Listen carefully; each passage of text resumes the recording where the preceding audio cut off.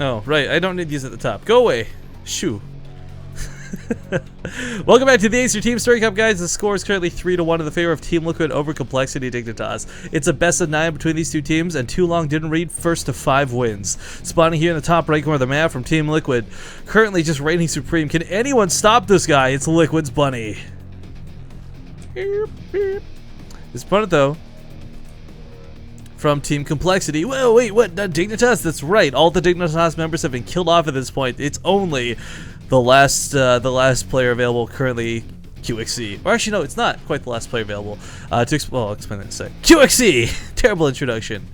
So the Acer Team Story Cup has a rule. If you guys are unfamiliar with the rules of the tournament, one of the big ones is that when you're on your last life, you can resurrect a player that's already played, or you can continue playing players you haven't played yet. So for example, let's say in a worst case scenario, let's hope it's not the worst case scenario, QXC loses here. They can then either resurrect any of the Dignitas members that have already played, or they can bring back QXC, or they can play someone new like Henschelisk. But still not a situation you want to find yourselves in. And as stated before, guys, QXC has got to really work hard on this because Bunny's on a bit of a rampage. And let's not forget Complexity-Dignitas as well. The alliance between these two teams, like, they're really on the back burner. They are tied for last place in Acer Team Story Cup at the moment. And at the end of the season, the Acer Team Story Cup kicks out the worst teams, and they reopen up qualifiers for new ones to take their place next season. So, of course, you never want to have to re-qualify if you don't have to. It's a great team league. It's a place for your players and, to constantly get exposure on a regular basis, and not through like some random one-off tournament, but through a league that's been structured around this. This is season 3 for the Acer Team Story Cup, guys. It's been going on for a while, and it'll probably go on for a little while longer, I would hope. Fingers are crossed. Knock on wood. Etc. Etc. But the thing about QXC... well, actually, hang on. To elaborate on something I just glanced over in chat. Guys, any replays we're allowed to share, we share with our subs. The Acer Team Story Cup is included in that bunch. The only ones we cannot share are strictly things like DreamHack or WCS. But, you know, we've been able to share all the IEM replays in the past, the Acer Team Story Cup, the Home Story Cup qualifiers, you name it. We take care of our subs. That's why we try and give you guys a little bit of an extra benefit package. But anyway, focusing on what's going on right now, QXC is a very analytical player, right? I think everyone's recognized this. Like, he's had his bouts of rage, and he's had weird plays from time to time. But the one thing I like about QXC is, like, if this was a best of 3... honestly, I call QXC winning 2-1, guaranteed. Because every time I've ever seen QXC lose to somebody, he bounces back really quickly. He's so good at analyzing and fixing problems right away, but the problem is in a best of 1 scenario, you're not afforded that opportunity. So unless he's been watching Bunny in that last game, and the really frustrating thing is he really didn't even learn that much from Bunny in that last game due to Select's... so he went flying. Due to the way Selected played that, it didn't work out for him. So, I mean... I can't say that QXC's got a discernible advantage or disadvantage coming into this series, but again, Bunny's TVT. And the point I was going to make earlier that I completely forgot, the sub thing distracted me, is this is being played on Europe right now. This is not the home turf of QXC. Now, this Reaper has been a bit of a nuisance. Looks like he will finally chase it out of the base. He shouldn't be able to kill this, though. I like the perfect reaction out of Bunny, though. Oh, pardon me. Oh, I had to fight off a yawn there. Not bored. Worth noting, just very tired. But I like this. He pulled a couple SCVs to buffer for the Marine. Normally, a Reaper just kites the Marine to death. Easy peasy, no problem. QXC's also brought his own SCV, and I highly doubt this is going to be for a bunker. But what this can do, again, is it can help buffer some of these hits. Now, Reapers, they have to kind of snowball. 2 of them right now are going to get a little bit done. They'll continue to pick off SCVs where available. The Marines are too slow to respond, so the bunker gets canceled. But still, the problem remains that without 5 or 6, they can't do game-ending damage. And if they lose even one of the 2, that's pretty much it for any of their harass. So Bunny trying very hard not to reveal where his Marines are. It's a bit of a guessing game. You know, you want to put your units over here protecting the Reapers coming up, but then they go over through the right. It's not fun to deal with. While this is going on too, Bunny cannot mine from this expanser. I mean, his commander was up sooner. He had it up much earlier into an orbital. He should be dropping mules at this point, but can't. QXC relentless with the Reaper aggression here. Actually, I'm surprised that Hellions taking so much pepper, but will drive these away finally. So the bunker starts coming up. Goes northwards to intercept where the Reapers will most likely be going around from. The prediction skills of Bunny are not too bad, but QXC is a little bit coming into his blind, so to speak. And there we go. 1 Reaper going down really cuts the power out of this force. I mean, that's the thing about this too. Like, Reapers are great, but in every matchup they kind of have an expiry. You know, that 6-minute clock, that's when the Hellions are out, that's when the Banshees are on the way, that's when their effectiveness diminishes quite significantly. So a couple of the Marines put inside this bunker. This will be like actually one spot he's able to get up, but driven away immediately. Bunny will unload to actually catch one of the Reapers. That jump up the cliff like catapulted its corpse. I gotta say, like, my two favorite deaths in StarCraft 2 right now have got to be like anytime a spine crawler kills something, it like rips it from the ground and tosses it behind it. And on top of that, anytime like a Reaper jumps up a cliff or jumps down a cliff at mid-death, mid-cliff. At any rate, a Banshee is out. There's cloak for both players, but I think Bunny. Yeah, he already put down an engineering bay. So did QXC. QXC's SCV is actually stuck a little bit right now. Yeah, but here comes the turret. So this won't be game-ending damage to the Banshees. I think, you know, if you've ever seen how stupid a game can abruptly end, Banshees were doing that for a while.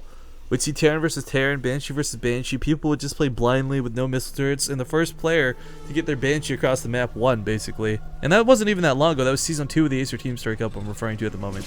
I've actually seen Innovation lose a couple of games like that as well, but QC gets here early enough before the turret's down, so he's going to pick up a couple of these SCVs. Trying to cut away from the Marines. It's close, not quite finished yet, but as that turret completes, kind of puts a clock on how long the Banshee can sit here for. Though it is up to 5 kills, not too shabby. And there's a couple SCVs that can still be one shot. Bunny's own Banshee did fly out behind this, although I think QC already has a turret down. Yeah, and a lot of Marines, so it's not going to get anything done, sadly. I miss Lucifron, guys. Anytime I see Banshees, I miss Lucifron. He was so good with his Banshee control every matchup. Nobody could out Banshee that guy. But speaking of Banshees, this one gets away with 20 HP. Yikes. He'll see another one coming across the map. Bunny, of course, with his own. Back at home, what's he got going for him? Okay, he's got a Viking out. There's a siege tank. The production's looking pretty nice, and a new turret even coming out at the recently made third here. Actually, wow, that third. I mean, QXC did build his in base, which is fine. But for Bunny to be building his on location means he's looking to actually expand a little bit sooner. It sounds silly to phrase it like that, but a lot of Terran players get stuck on 2 bases with 3 orbitals for quite some time, especially once they start getting boxed in by tanks, which Bunny is looking to do.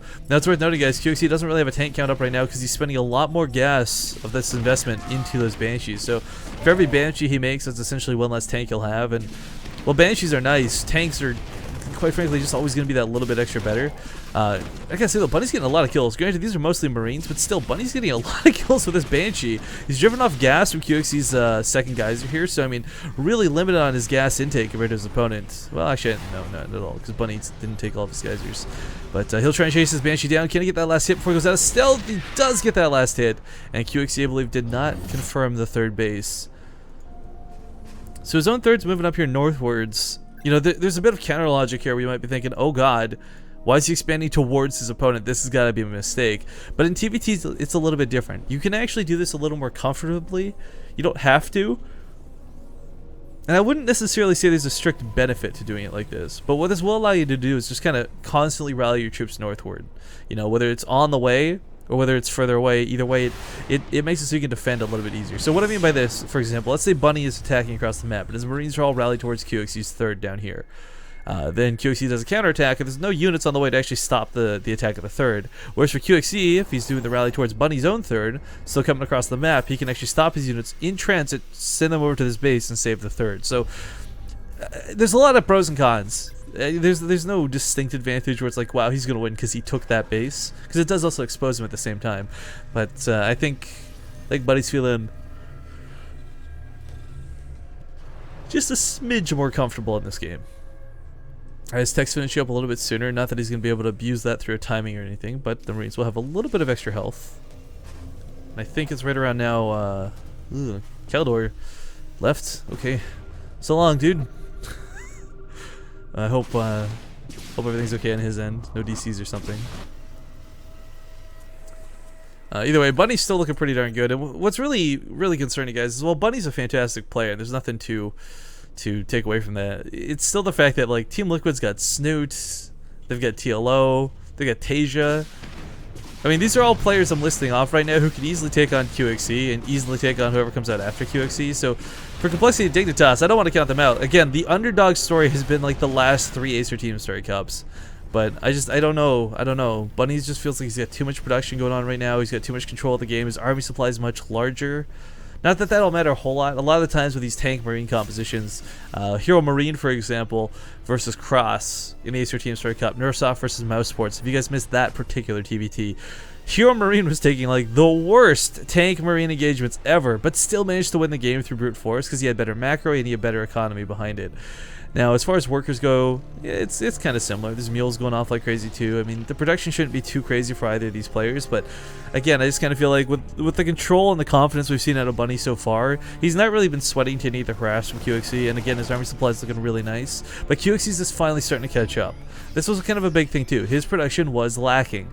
He's now getting those extra barracks up. Bunny threw up even more behind this, so it's going to kind of be like this leapfrog effect where like Bunny was ahead, then QXC caught up, and then Bunny's probably going to pull ahead again as far as production goes. But you can't rely purely on production. For this matchup, upgrades are key combined with positional engagements.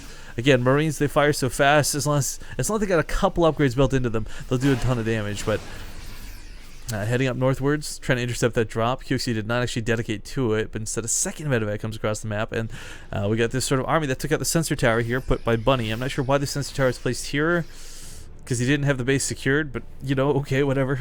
It's his choice to make. Bunny's got a lot of Marines waiting. Quite frankly, a lot of the times, medevacs win out over numbers for Marines, but he's got so many Marines here as he focuses these down, takes out the medevac, chases down the few dogs left from QXC, and backs back on up. Unit counting station at the moment, though, guys, 9 tanks to 5. Bunny's got a very distinct advantage through tank count. This is going to give him better positioning. He can run into QXC, so to speak. Oftentimes, you'll see players a little bit awkward to engage because their siege tanks come up sieged a little bit late. But as we see, both players kind of create this, I don't know, demilitarized zone. Nobody wants to walk on that bridge. They're both going to die if they do.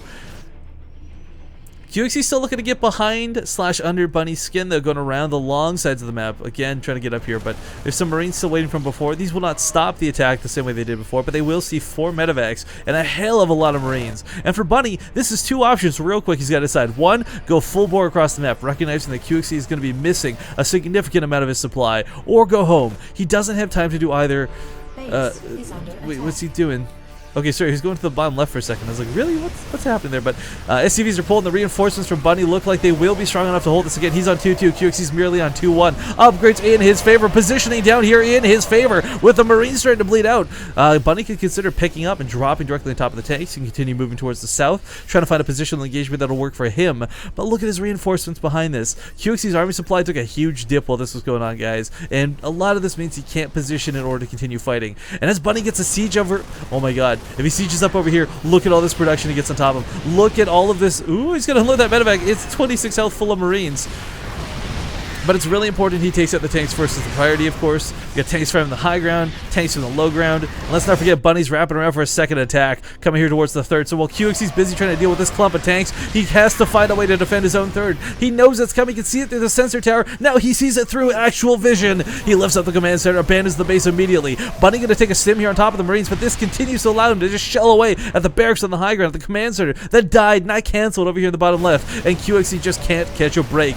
Bunny's going to disengage up here to the north, but only back to his siege tanks, not a full disengage. His other army kind of stranded behind enemy lines, but it's right where it wants to be. It's kind of like, you know, what was that, like when Bane got caught on the plane in Batman, and he's like, was this part of your plan all along? Bunny's kind of like, yes, because this is exactly where he wants to be. Now granted, as his Marine force grows, he's going to be able to brute force QXC down here towards the north. In fact, he shreds the Marine line, gets right on top of this, can't quite get the medevacs, but he can't continue pushing too much further forward. Again, there's a lot of tanks to catch him here. He will actually catch them as they unsiege to reposition. There's a lot of SCVs in this army, but QXC can't take it. GG is called.